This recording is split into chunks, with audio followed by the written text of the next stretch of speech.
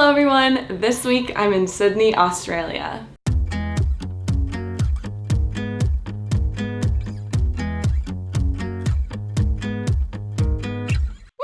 Now, this is my very first time visiting Australia and everything has been going so great so far. But the reason as to why I'm out here in the first place was to attend a UX design conference as a speaker that was hosted by InVision. It was an incredible experience and my heart is so full, but this video is not about that.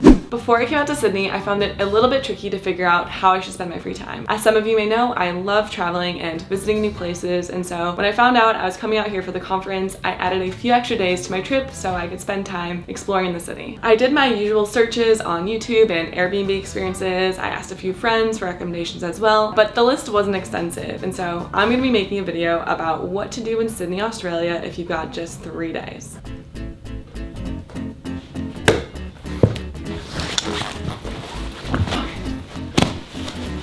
I'm about to leave this hotel that I've been staying at for the past few days and head to an Airbnb, so let's go.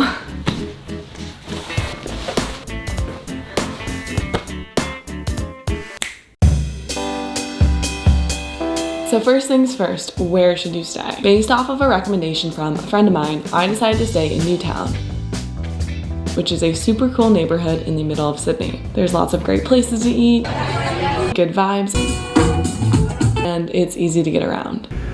I don't know if you know this already, but Sydney is kind of huge. I've already heard people say multiple times that they tend to compare Sydney to Los Angeles, California. And although the cultural aspects may be different, I think the main similarity comes from the size of the city. Sydney is spread out. I was lucky enough to meet up with a friend who has a car, and he was able to drive us around to a bunch of awesome views in different areas of Sydney, including Manly and Bondi. But if you aren't traveling with a car, it may be a good idea to pick a neighborhood where you can easily get around through public transportation. Speaking of public transportation, the transit system in Sydney is freaking awesome. I recommend that you get yourself an Opal card from a corner store or a local 7-Eleven and top it up to around $20 that you'll be able to use over the next 3 days. Okay, so now you have an idea where you should stay and how you could get around. So the question is, what should you do? With just 3 days in Sydney, this is what I recommend. Day 1, explore your neighborhood and beyond using the trains. Day 2, take the ferry to Manly Beach. And day 3, visit the Blue Mountains. I'll break this down further. In just a few short days, I found some really great spots around Enmore and Newtown. Black Market Roasters quickly became my favorite coffee shop. Buddha Bowl Cafe has a great lunch menu.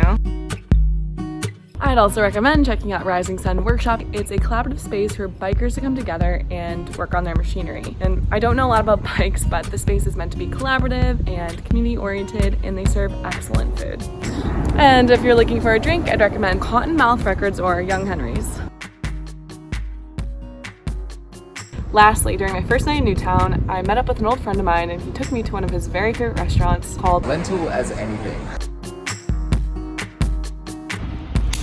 Hi everyone, I'm Matthew. So Lentil as Anything, firstly everything's vegan, which basically means everyone can eat. There's no set prices, so you just pay what you can afford, and if you can't afford to pay, you can volunteer your time instead. It's really good for backpackers that maybe are short on cash and would like to volunteer to get a meal instead of paying.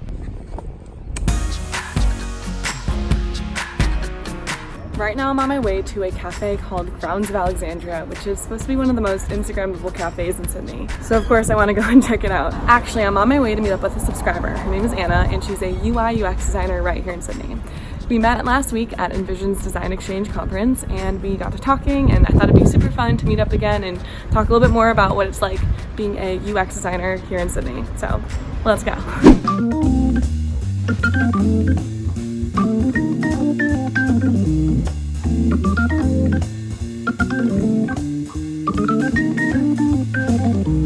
It's hard to fit all of that into one day, I know, but do your best. Day 2, you should explore the Manly Beach area. It's simple. You travel to Circular Quay?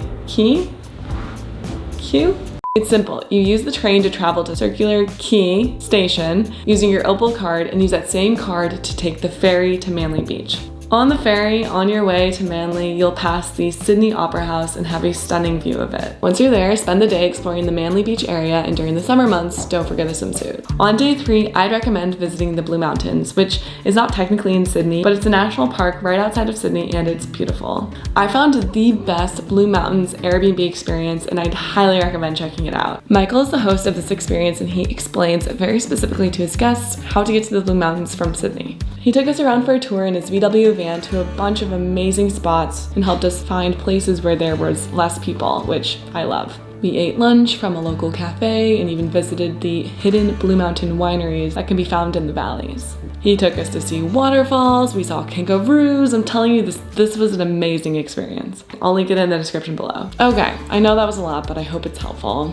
If you're on your way to Sydney, Australia right now, I hope you have so much fun. I know I'll certainly be back. That's all for now. I hope to see you next time. Bye.